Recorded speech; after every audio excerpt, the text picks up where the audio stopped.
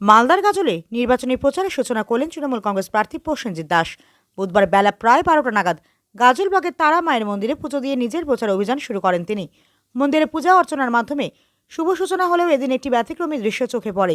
তৃণমূল প্রার্থীর মঙ্গল কামনায় পুজো দেন এক বিজেপি নেতা, যিনি আবার মন্দিরের পুরোহিত হিসেবেও পরিচিত। এই ঘটনাকে ঘিরে এলাকায় চর্চা শুরু হয়েছে।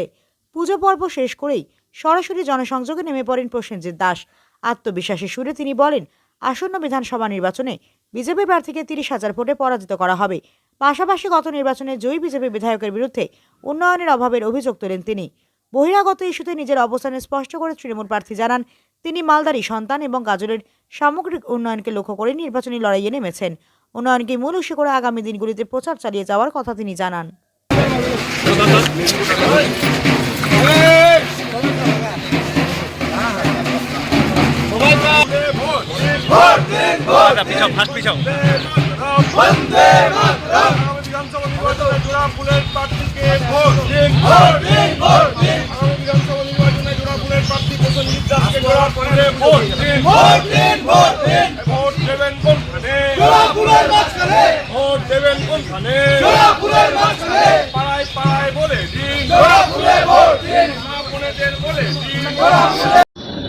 আজকে গাজলের ঐতিহ্যবাহী যে তারাকালী মন্দির, শ্রী শ্রী মা তারা, এই এলাকার অত্যন্ত প্রসিদ্ধ মন্দির।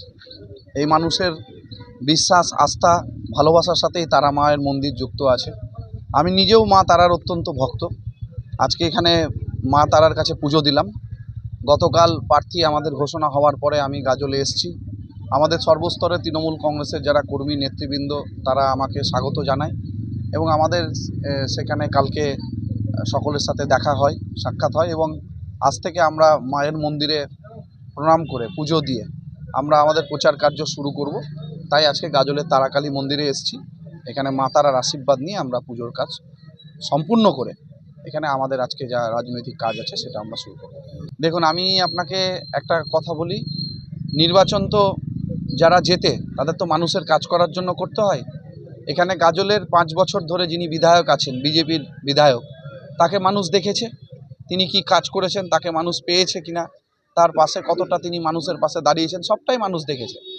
আজকে আপনারা এখান থেকে সাংবাদিকতা করেন, আপনাদের কাছে সর্বস্তরের খবর থাকে। মানুষ কি বলছে ওনার সম্পর্কে একটু জানুন, মানুষ কতটা খুশি তাকে নিয়ে সেটা জানুন। আমি আপনাকে বলি, আমি মালদার ছেলে, আমি এই মালদার সন্তান। এই গাজলের সাথে আমার আত্মিক সম্পর্ক আছে, সংগঠনের সূত্রে, সামাজিক সূত্রে, সাংস্কৃতিক সূত্রে।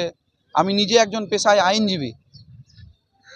মানুষের কাজ যিনি করেন না তিনি বহিরাগত হন। আর মানুষ যখন মানুষের পাশে যারা থাকে, বাংলার জননেত্রী মমতা বন্দ্যোপাধ্যায় সর্বস্তরের মানুষের পাশে দাঁড়িয়েছেন। কে বহিরাগত? মানুষের উনি হেরে গেছেন, যিনি বিজেপি প্রার্থী আছেন উনি 30,000-এর উপরের ব্যবধানে আজকে ডেটে হারছেন।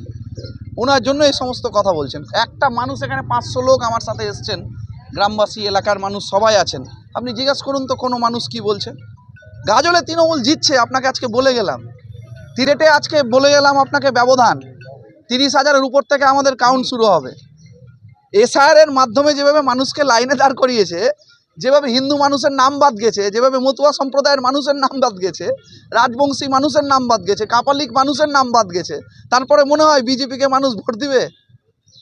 আজকে দাম বেড়েছে, গ্যাসের দাম কত বলুন, বিজেপি করেছে। গাজলের হাই ড্রেনেজের সমস্যা, মানুষ বৃষ্টি হতে গেলে 1 কোমর জল হচ্ছে গাজলে, বিধায়ক কোথায়?